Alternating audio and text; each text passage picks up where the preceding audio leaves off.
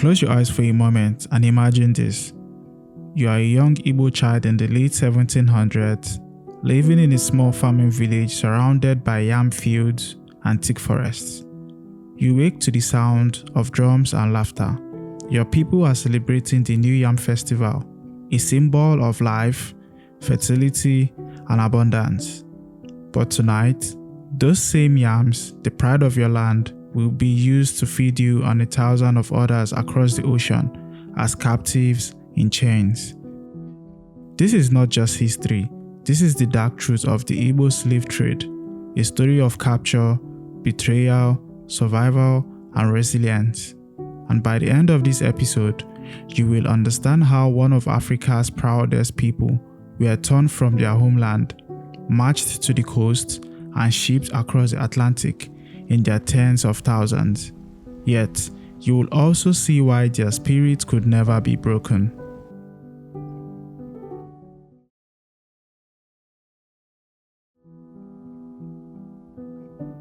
Before the slave ships and the chains, the Igbo society thrived.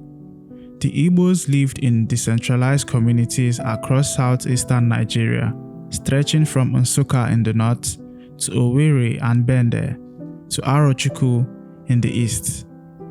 They were farmers, traders, and craftsmen. Yams were not only food but a cultural symbol. Wealth was measured in yam bands, and the New Yam Festival was the heartbeat of their calendar. But beneath the rhythms of life lay a danger that would soon consume the entire region. By the mid-1600s, European slave traders had anchored along the West African coast, building alliances with local middlemen. And from the Igbo hinterlands, the path to the coast became a one-way road of no return. Captured Igbo people were marched for days, sometimes weeks, along rough forest tracks. Many came from inland towns like Nsukka, Owerri, Oguta, Nri-Awka, and Arochukwu. According to historical records, Arochukwu was one of the most notorious routes. The Aro people, using their powerful Ibini Ukpabi oracle, became the brokers of human lives. Through a network called the Aro Confederacy, they controlled much of the slave trade in Igbo land. Families accused of crimes, debtors, or simply victims of raids were brought before the oracle and condemned to slavery. From these inland hubs, captives were marched to Bonny, Old Calabar, and New Calabar, the major coastal markets. These ports would become infamous as gateways of despair. By the 18th century, an estimated 35,000 enslaved Africans were exported each year from the Bight of Biafra. The majority of them were Igbos. Imagine the number, 35,000 people annually, enough to empty an entire town every year.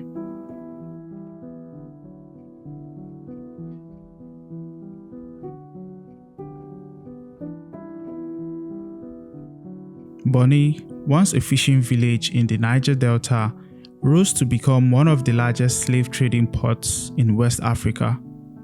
The kings and chiefs of Bonny grew wealthy by trading with Europeans, sending tens of thousands of Igbo captives across the seas.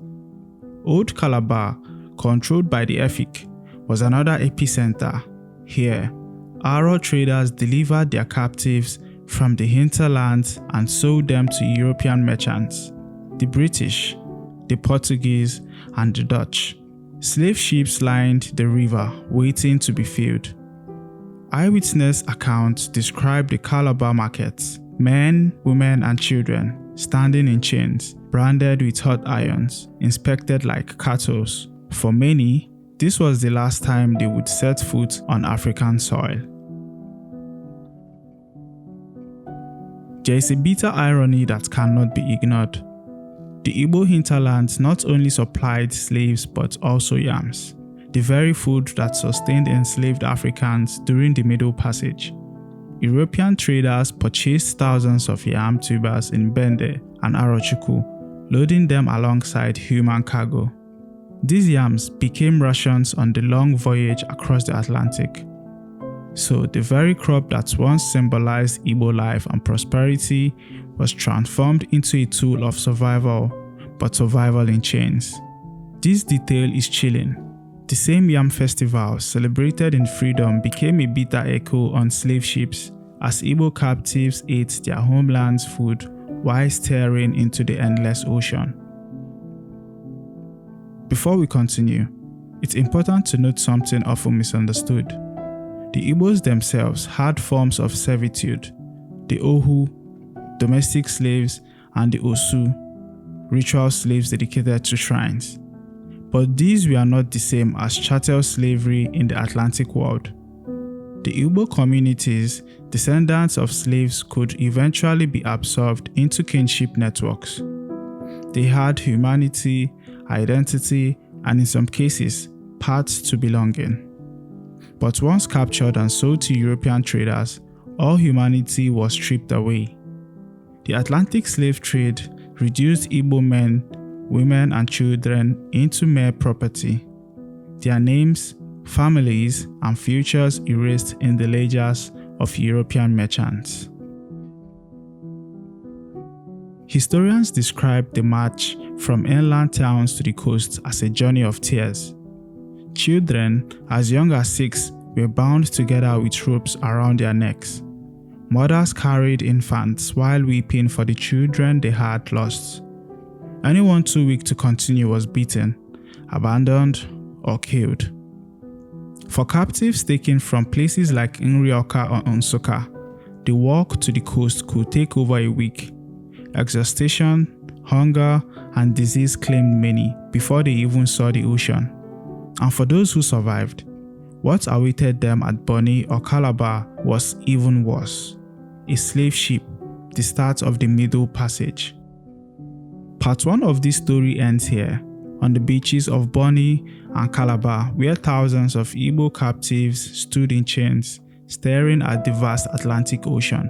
They did not know what lay ahead. Some thought they were being taken to another African land. Few could imagine the horrors of the Middle Passage. But what the slave masters did not realize was this: the Igbos were not a people who surrendered easily.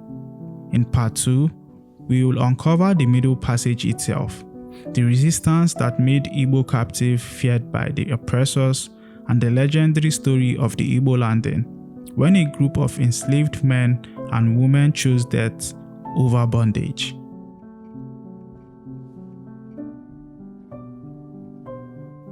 From the ports of Bonny and Old Calabar, thousands of Igbo captives were forced into European ships bound for the Americas.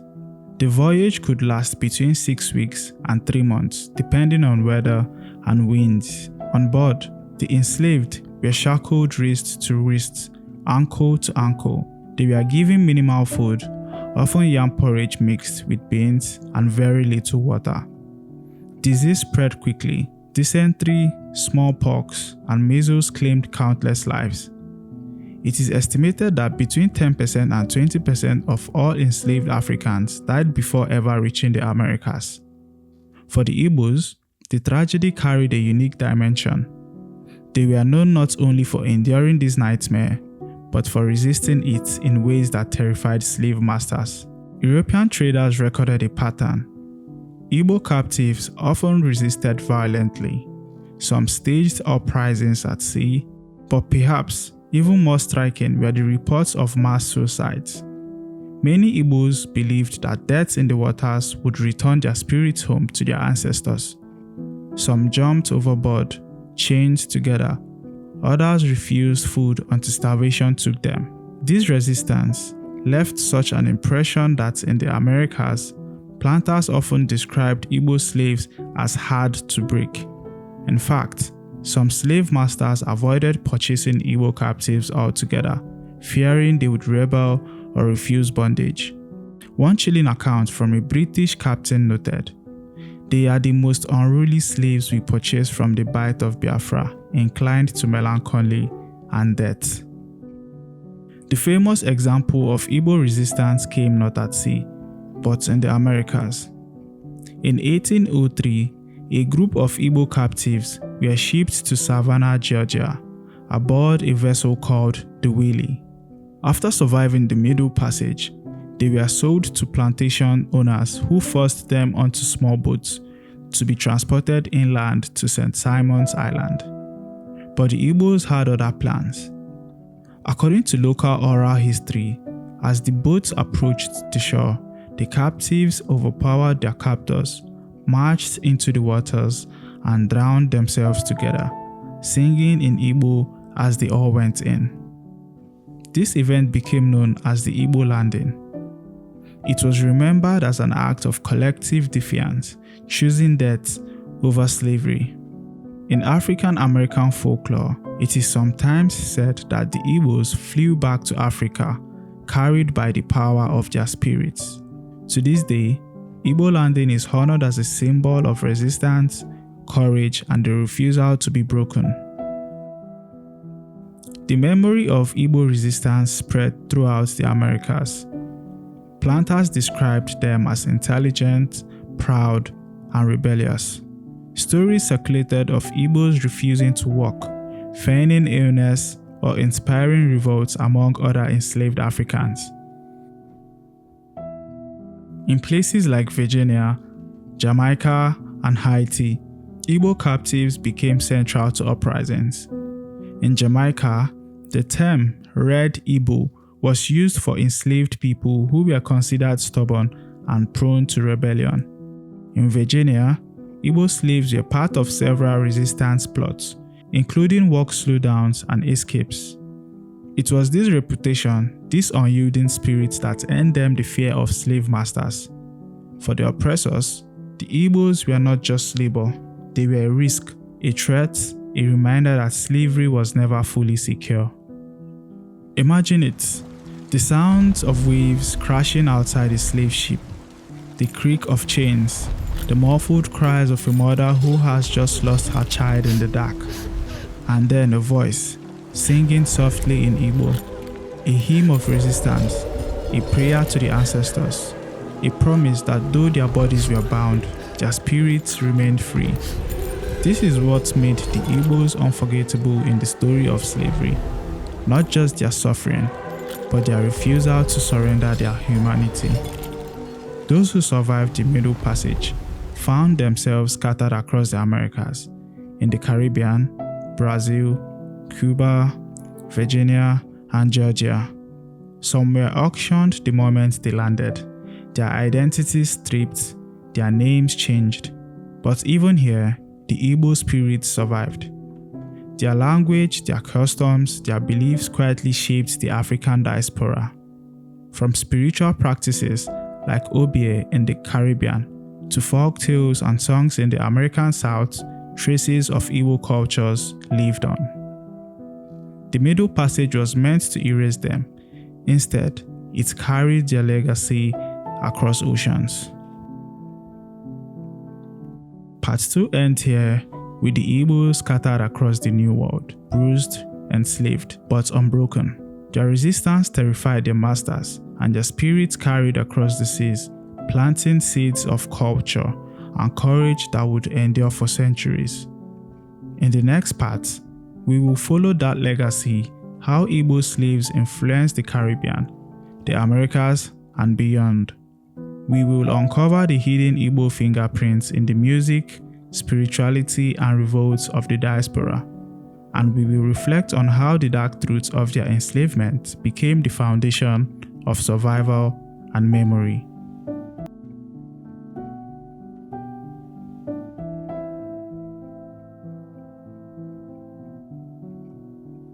The chains may have crossed the ocean, but the spirit of the Igbos could not be drowned.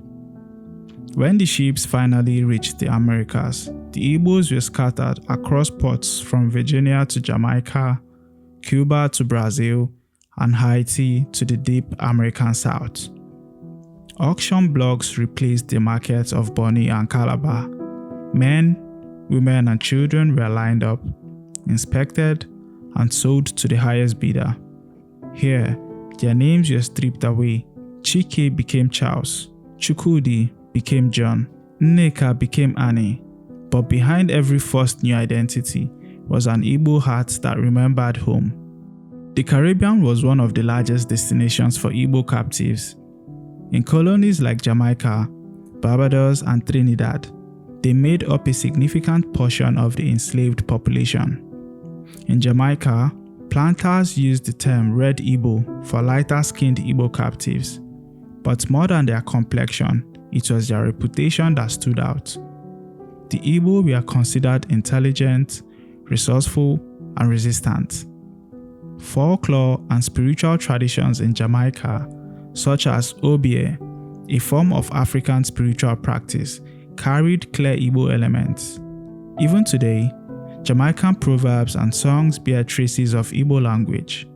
The word unu, meaning you all, in Jamaican patois, is a direct link to the Igbo plural pronoun.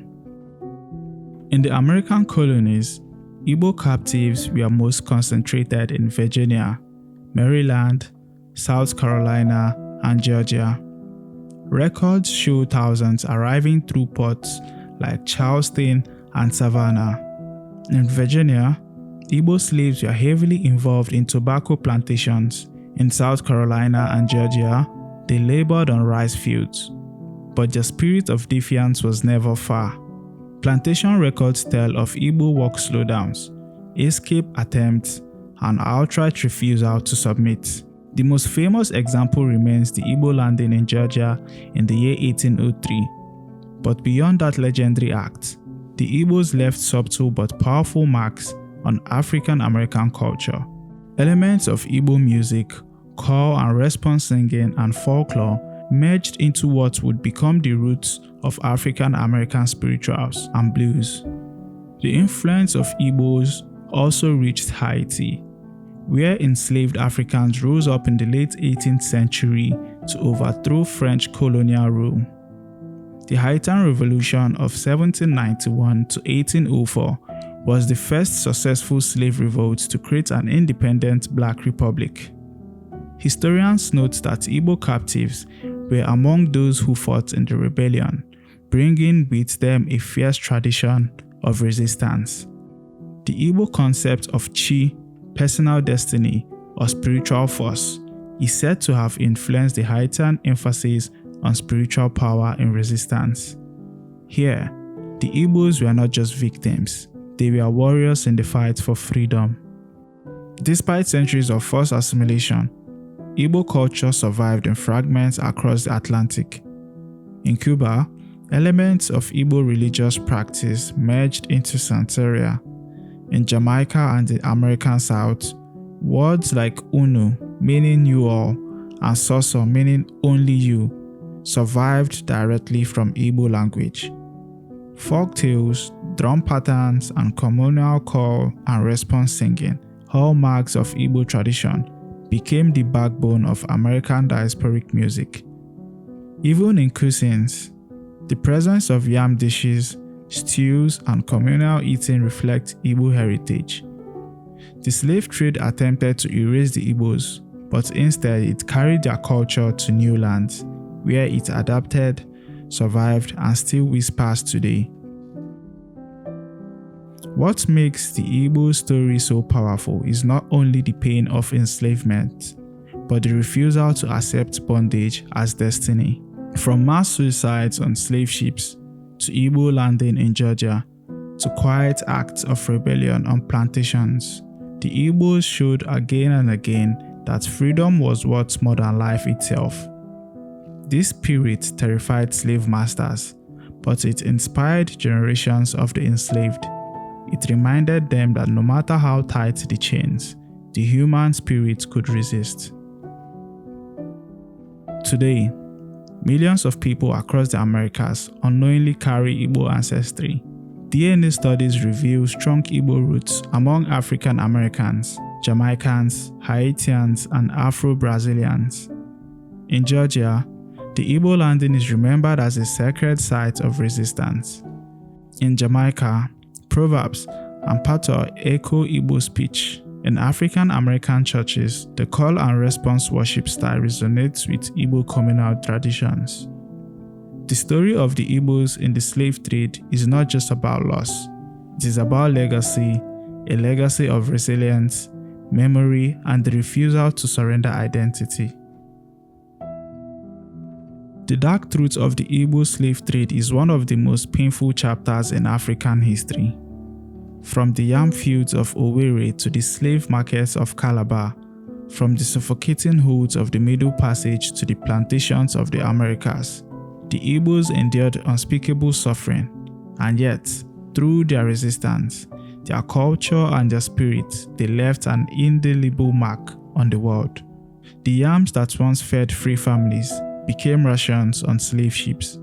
The songs sung in the villages of Nri were carried across oceans, whispered in fields in Virginia, shouted in revolts in Haiti, and remembered in the folklore of Georgia. This is the dark truth, but also the enduring truth. The Igbos were never truly broken. Their pain became history, their resistance became legends, and their legacy lives on.